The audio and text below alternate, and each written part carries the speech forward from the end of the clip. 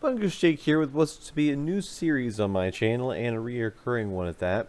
And this is World of Tanks, merging history with gameplay, where I'm going to take a look at the actual history of the vehicles and the different models that make up the series, and as well as take a look at my thoughts and opinions of them in the game as it is.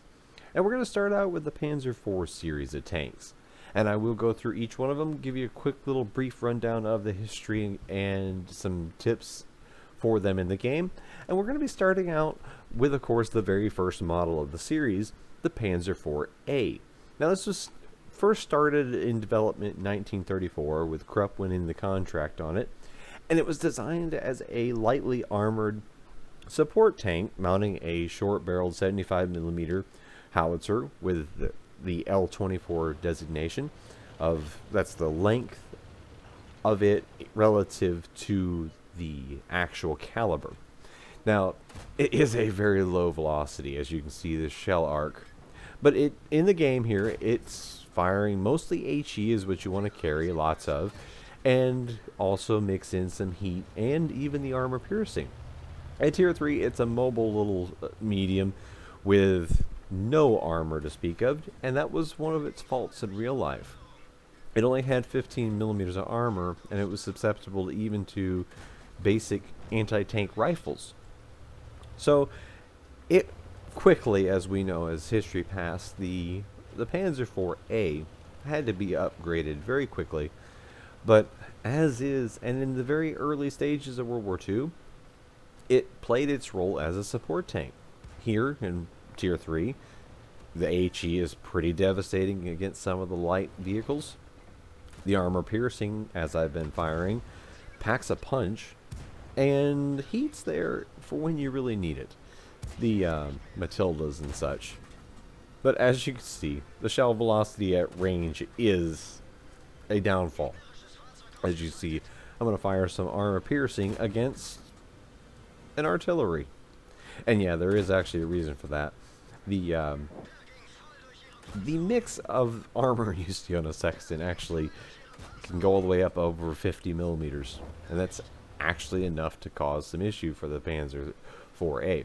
Now moving on to the Panzer IV-D, it started out with the same gun, the little stubby howitzer, but a few were actually upgunned to the 7.5cm KWK L48. They didn't really see combat, it was more of a training vehicle, but a few were actually upgraded in that way. We don't actually get the KWK L48, we get the L43, a little bit less penetration. Has also that round bulbous muzzle brake on it, but it makes it a very solid tier 4. It still has a little bit light armor. In real life, the D model variant did get upgraded armor. A little extra armor on the sides. We get a little extra here in the front. That was kind of a, while it was in production, upgrade. But as a tier 4 medium, this is one where you rely on your weaponry and your mobility, because it is actually still decently agile. You don't have any armor to rely on, and that was still the case in real life.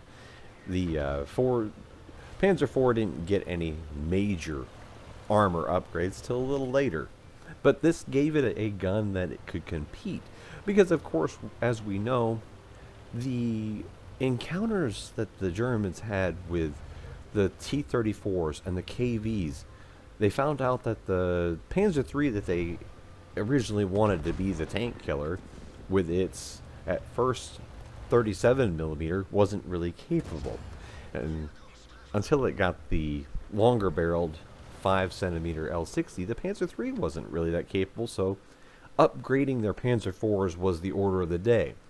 Which brings us to the Panzer IV-H.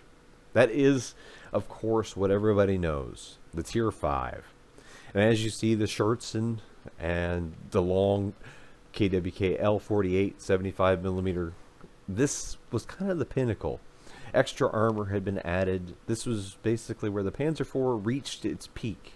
And with the 75mm, it's a very, very capable high DPM medium at tier 5 that can play basically every role, which is what the Germans relied on it as their workhorse throughout basically most of 1942 and 43 before the Panther came available in wide numbers. Here in the game, the 105 is actually what you'll commonly see people use, and I'm going to throw in this Ace Tanker gameplay to show why. This is one where I believe I only fire 3 heat shells the whole game, and I end up with a ace badge and a top gun to top it off. And just some overall smart gameplay that most people could replicate. I mean, this is a tier 5 game.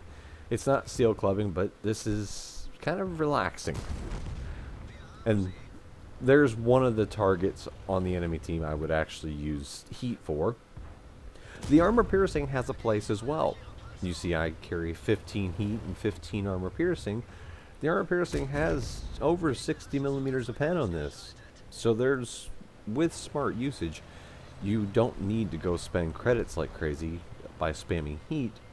Carry mostly HE, carry some of the heat and some of the armor piercing. And with carefully placed shots, you still get that awesome punch that the 105 has. And as you can see, HE does have its limitations. But it also has some sweet, sweet reward when you get a nicely placed shot to go right through on a soft target like a T-67. I'll take that trade every day. He hit me for 110 and I hit him for over 400. That's a positive trade. And the Panzer IVH still is mobile enough, does not have the highest top speed of anything in the game, and in real life, at this point, the chassis was kind of reaching its maximum ability. You know, they had now had all the way up to 80 millimeters of total armor, counting the actual armor on the hull plus the applied extra armor. And then the Schertzen added some weight, the L48 added some weight, and it's still running on the same suspension and the 120 engine it had all along. So it never was going to be a speed demon. The Panther in real life was actually much quicker than the Panzer IVH. Now there was one more variant for the Panzer. That was the J model. We don't have it in the game, and there's no reason to, because really all it would actually have is that it would have slower turret traverse because it lost the turret motor. It didn't have the electric traverse anymore. So the 4H really was the pinnacle. But the Germans did produce the J in some numbers. But we won't go over that in the game because there's, like I said, there's no real reason to. It didn't offer anything extra other than a little bit easier production for the German factories that were kind of struggling at that point due to the effectiveness of Allied bombing. And here I'm just hunting down, trying to get my 6th kill for that Top Gun badge. But even to this very day, this game was played just last week. This is still a very, very fun and effective Tier 5. And like I said, I fired 3 premium shells. You're going to see me swap over to the armor piercing for the first time, because that is a nice solid 350 punch anytime that you hit with the armor piercing. And there's a lot of targets at mid-tier that if you know where to aim, that's more than good enough to get that in. A little too slow on the trigger there. But hey, here's my counterpart. Right through the upper part of the hull.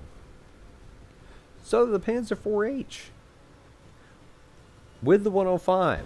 Unfortunately, as awesome as this thing sounds, and yes, I am just firing it to hear that nice sound of the 105, it never actually existed. In all my research, you never can find any example of it existing except with this prototype, which we know in the game as the Tier 4 German artillery, the Panzer SFL 4B. Another variant was the Panzer IV hydrostat, which was a proposal to redesign the transmission to be a hydrostatic. Didn't come to fruition, really.